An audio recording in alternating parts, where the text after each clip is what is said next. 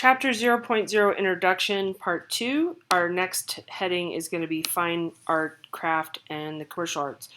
So we make a distinction, I would say right now in the 2020s, I guess I'm speaking, ahead of time, but the last 20 years, I would say, 30 years, these things have really gotten blurrier. So fine art and craft have mixed a little bit, like for instance with ceramics, because that's something I know from my background. Sometimes it's in a proper museum or a fine art context. Other times it's, sold at a craft fair, but some artists do both. They have a fine art gallery on a pedestal showing kind of a thing in a white box gallery. And then they also sell it as craft. And then sometimes different considerations.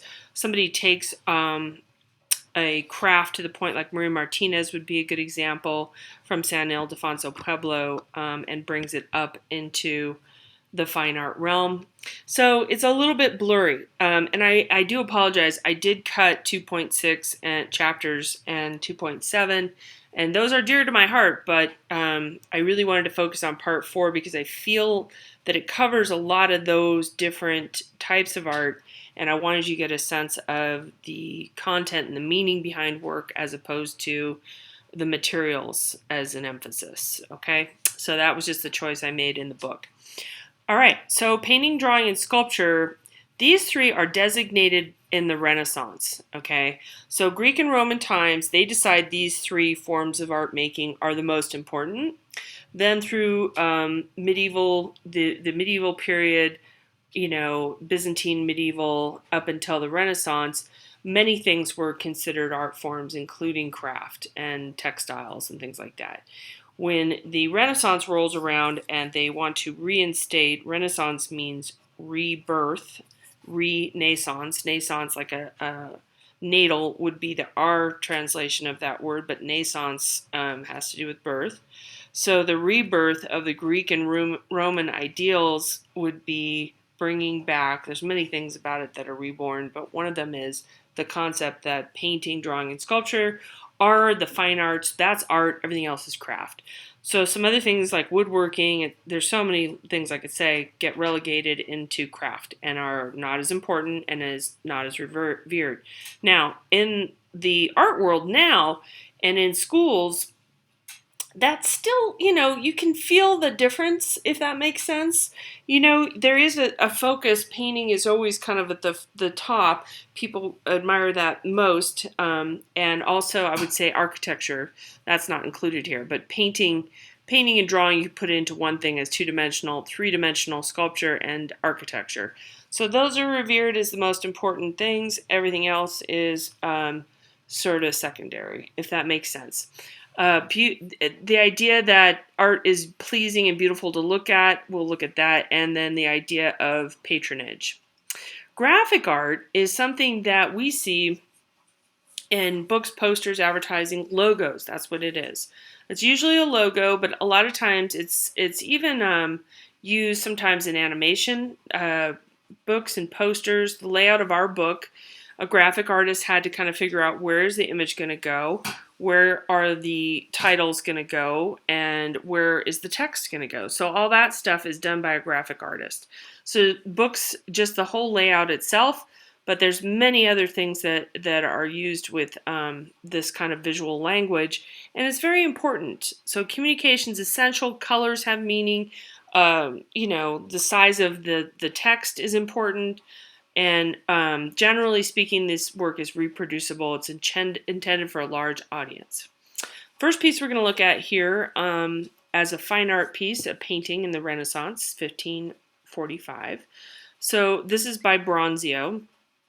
And Eleonora here of Toledo and her son Giovanni, she is a patron of the arts. So a patron is somebody who supports arts organizations. We still have patrons today. And I think the easiest way is if you were watching PBS, if you were watching something, those beginning credits saying supported by so-and-so and so-and-so, Guggenheim, etc., those are patrons that have given money to PBS for something a little more sophisticated, something a little bit better than a commercial endeavor, if that makes sense. In this case, she is a wealthy and important and powerful person, and her son is going to become a duke and also, or perhaps even more so, powerful. So she wants her portrait done, and Bronzio is going to give her a very detailed, beautiful portrait, flattering, of course. She may have been older than we see her at this time, which is typical of portraiture. You want to flatter your patron because this person has the money and is paying for you to do the work that you are doing. Sometimes patrons will pay for room and board and not just commission paintings and pay them for the actual painting, but they support the artist completely. So that does sometimes happen. So in this case, we're looking at some of the important things to notice is how detailed this dress is, and our book is noting that this dress was probably worth more than the painting itself because of all the detailed embroidery on it. It's very sumptuous, very complicated. Remember, everything is hand done at this time in history. Colored, dyed fabric is very hard to come by. All these things are laboriously done. So it's very detailed, beautiful dress. He's showing off his painting skills to get more commissions, to show every nook and cranny, every fold here, and many details. Okay, so he's flattering his patron, demonstrating his skill, and it's communicating her wealth and power by showing off her jewels and the dress that she's wearing, and the seriousness also of their faces. All right, on the other end of the spectrum, we're going to look at something super simple. It's a couple of words and a registration mark here. So Federal Express, as it is fully known, in 1994, an artist was hired, Lyndon Leader, to redo the logo. Now, this is really important, and if you were wanting to make money in the art world, this is one of your better bets because companies will pay an extraordinary amount of money to have a good logo. If you think of the Nike logo, you immediately understand what that looks like. UPS, IBM, it used to be more recognizable, but there's many logos that if you think of it, if I just mention it to you, it comes to mind. That is powerful, right? That is going to bring money into the client, which would in this case be FedEx. So it's important to have a recognizable logo that people can immediately just drive by and see it, or they think of it when they're thinking about shipping a package, that they don't even have to think, oh my gosh, let me look on the internet and figure out how to ship a package. You immediately think, I'm going to FedEx it. Now that's even become a verb. I'm FedExing something. That's really powerful. So this person in 1994 changed the logo and simplified it for a couple of reasons. Federal has the word, that word federal refers to stuff that happens within one country. Like when we talk about the federal government, Federal Express, we want to think about packages going all over the world. So she reduced it to Fed, F-E-D-X, and so there's less of an association with the idea of federal, and it's just within the country. So she wanted to get away from that and get into a more worldwide shipping. And then also, if we note this logo, she kept the same colors. They had a purple and an orange, but she changed it a little bit. And she wanted to get this arrow sort of in here. So she modified the X and the E just a little bit so that she could, because if you notice how chubby that is right here versus this, all those things, even though it's so simple and it's like, of course, that'd be easy to do. Well, it isn't that easy to do. You have to have come up with it all on your own and understand the elements and principles of art, which are going to be all of part one of this book, to make something as powerful and as punchy and as eye-grabbing as this. It's much trickier than it seems. This seems simple, but it isn't, okay? So this arrow really gets a sense of like speed and efficiency and so on. So that was one of her goals. And she just wants to get us thinking about a dynamic global organization.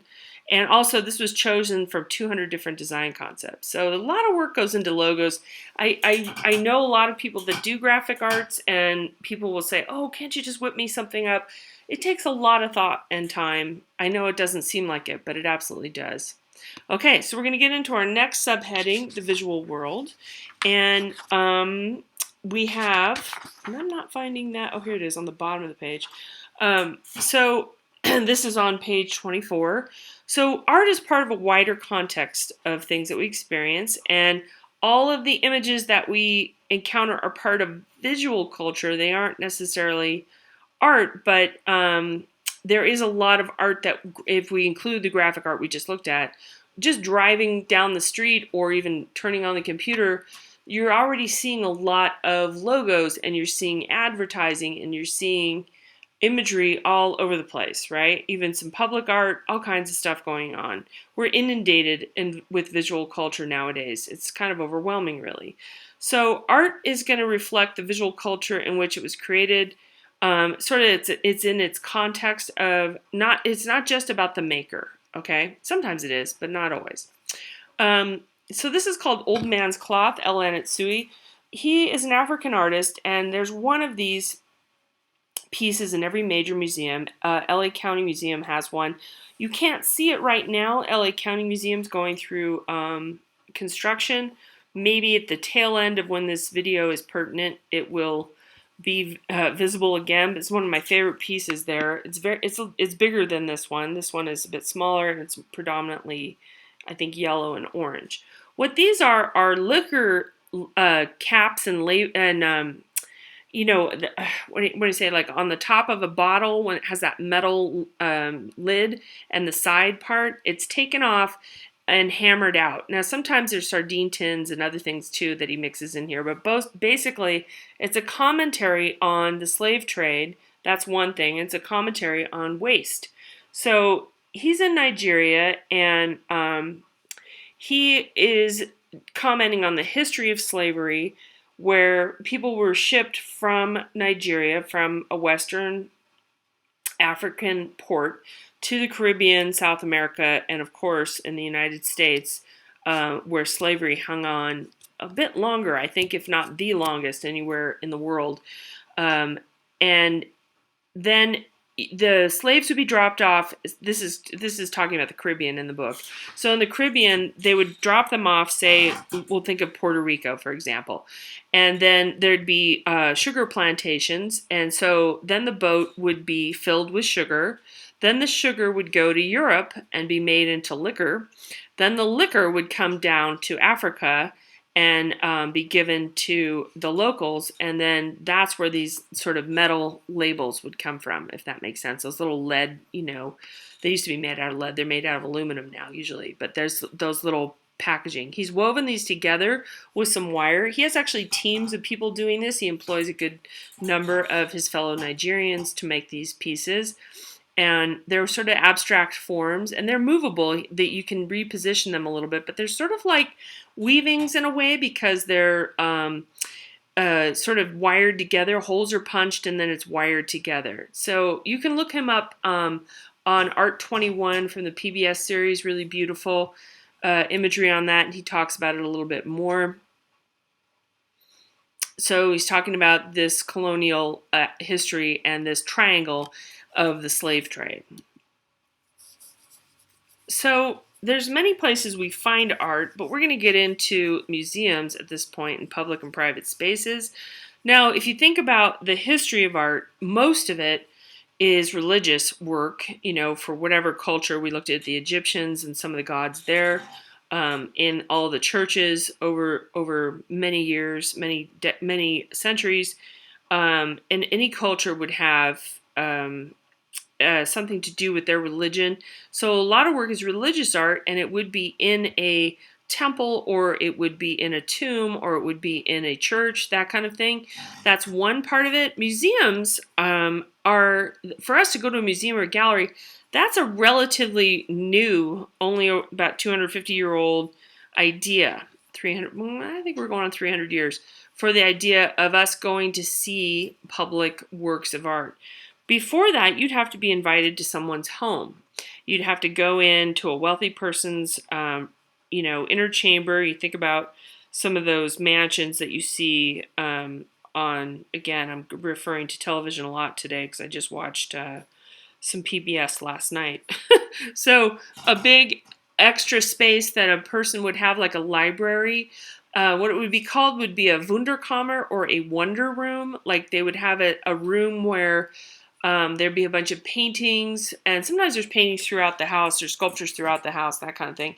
But perhaps there was one room where there would be like a stuffed alligator and some different, animal heads and things like that, or a sword, or different leftovers from battles or places that the person has traveled.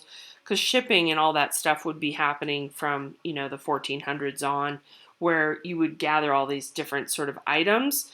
So that is one way where private spaces emerged, and then they became public. That person passed away, and who wants it? So that's somewhat to do with how museums were created. So I hope I did an okay job at that. That wasn't the greatest. But the idea of like the Smithsonian Institute, all those museums in Washington, that was started by several ships that went off in a fleet to collect animal specimens and artwork and artifacts and things like that all over the world, came back, and that was in storage for a while, and then they started to build museums and split them up into natural history and art and so on. We're going to focus on art museums, so we're going to look at the Philadelphia Museum of Art here, which is the first one in the U.S. So you want to think about New York as the center of the art world. That is absolutely true, but that is from post-World War II. I would even say like starting in the 30s, really, 40s, 50s. That's where the center of the art world was. But the Philadelphia Museum of Art was our first museum. And in the book, on page 25, it says the Brooklyn Museum was founded in 1823. And in the 1870s alone, great museums opened in Boston, New York, and Philadelphia. I've heard it was the Philadelphia Museum of Art. If it's going to say that the Brooklyn Museum is earlier, that's entirely possible. Perhaps it wasn't as much to do with art. I don't know. Oh, okay, here we go. 1805 is the beginning of the Philadelphia Museum of Art. I was forgetting my years.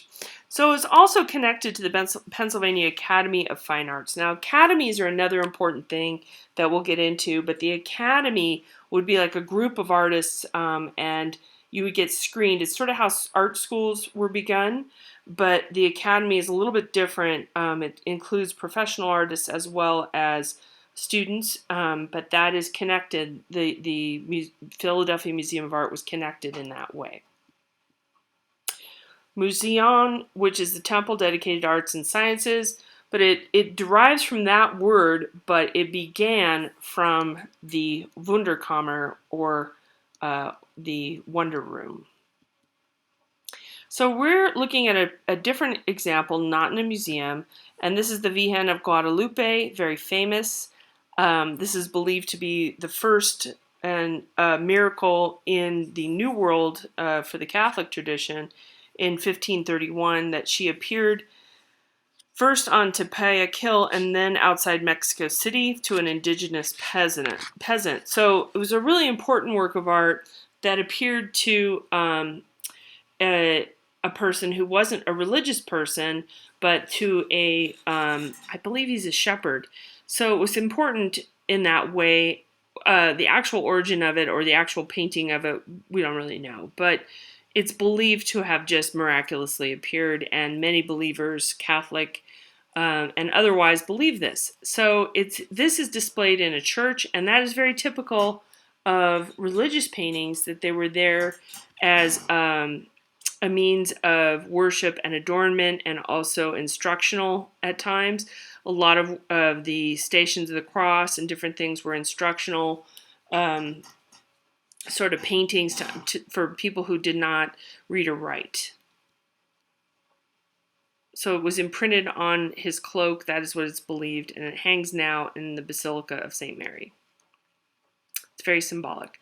Last one we're going to look at in this section is the Watts Towers, which was originally called Nuestro Pueblo.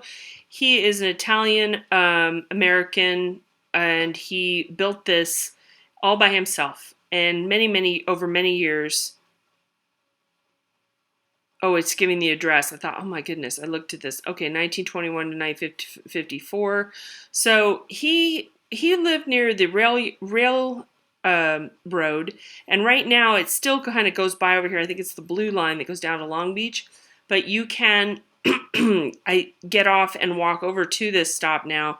But back in the day, in the 20s and 30s and 40s and 50s, this was a regular route for a train that had a dining car, and once in a while they'd throw off broken crockery.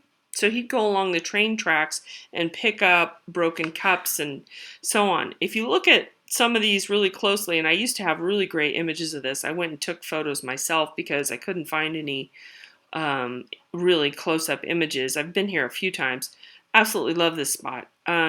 But there are cups with handles in some of these if you look up really close. And he took this and some shells and some other rocks and things like that, and he used concrete and he built up these forms with iron rods, as you can kind of see, like rebar you'd find at Home Depot.